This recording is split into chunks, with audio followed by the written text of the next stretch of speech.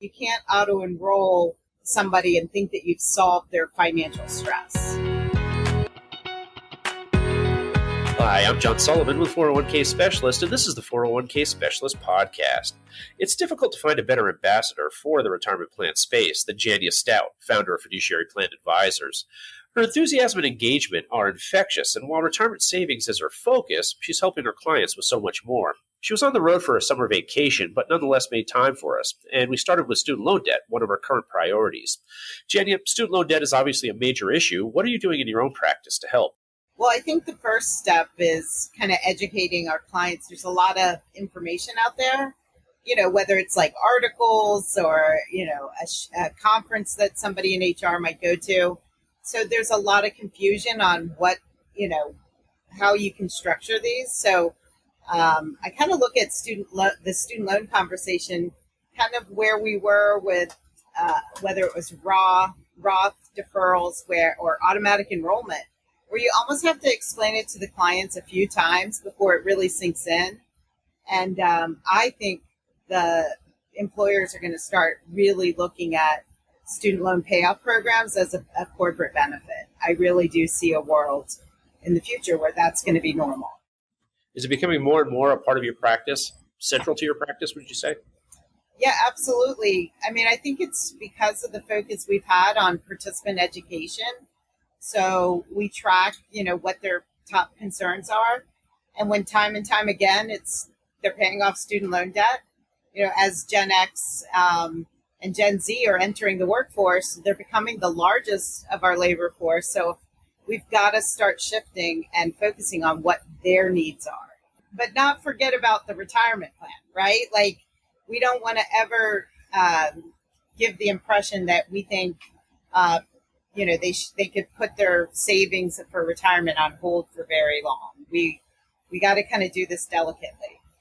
But you are seeing it getting in the way of retirement planning, obviously. Yes, because people are so overwhelmed with it. They just think, well, I'll just save for my 401k or my 403b in my retirement when I'm done paying off student loan debt. I don't know if you've seen how much debt there is. That might be 20 years. So we can't let people pause for 20 years. You recently went through a major acquisition. What was the biggest thing that you were not expecting about the acquisition? Well, I would say first, I didn't, when I went on the journey to decide whether to sell or not, I really didn't think I would. And then my biggest surprise was I really saw the benefit of kind of having a unified front solving the clients, all their kind of total rewards needs. Now that we're here, it's, I guess my biggest surprise is the little things that they do for me that I forgot that I was doing. I'm like, wow. Like, for example, there's a Salesforce administrator. If I want to report, I don't have to figure out how to make it. As a small business owner, you do everything yourself.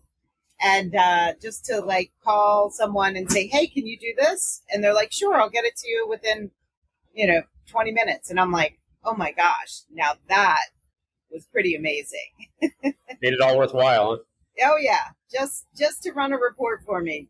That way we can focus more on our clients and not the administrative tasks. What is the single biggest 401k issue that you're currently dealing with? Oh boy. A big, employers are trying to figure out, I got it all over the board, I guess I would say. I have some of my larger employers that are more in the retail space. Constant issue is, how do we pass testing without maybe going safe harbor? Some employers can't afford, an automatic enrollment or a safe harbor plan. So, how do we get employees engaged, especially now that people are going to be working from home more? We're not going to have this captured audience. We got to, so I'd say that's probably the biggest thing that we're spending a lot of time on, is how to engage work from home work.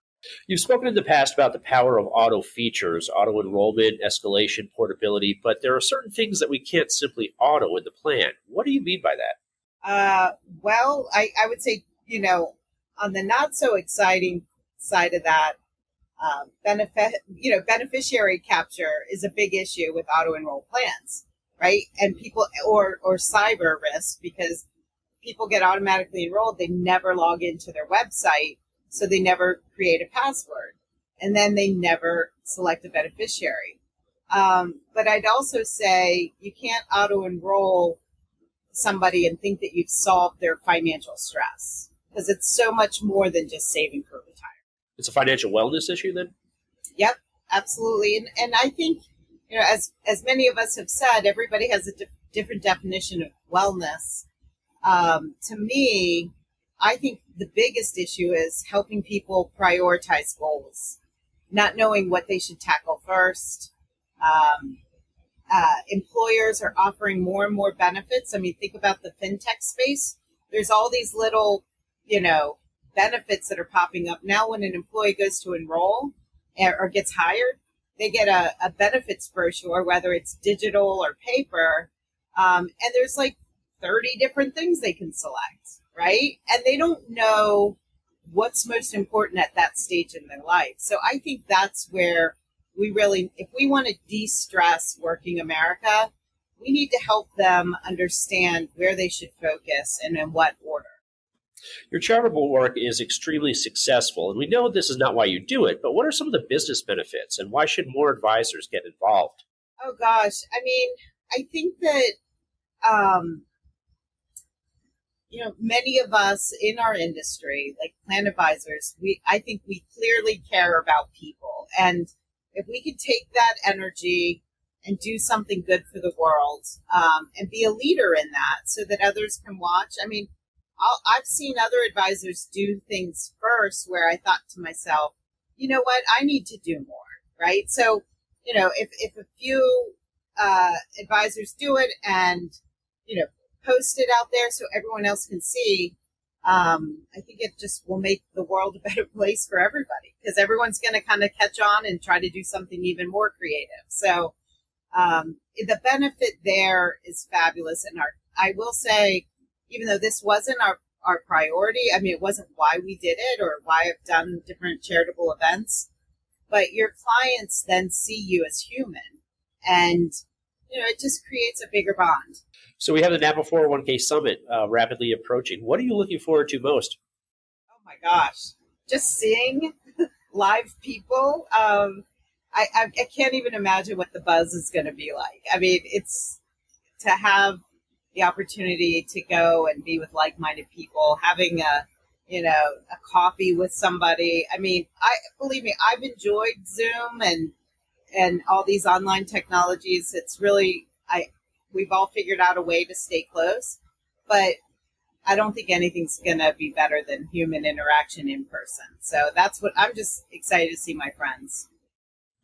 Jania Stout, we are excited to see you, and we'll see you here pretty soon, I guess, coming up in September. So wonderful. That's exactly what we needed. Thank you so much for joining us. I do appreciate it. Thanks, John Sullivan. It's my pleasure.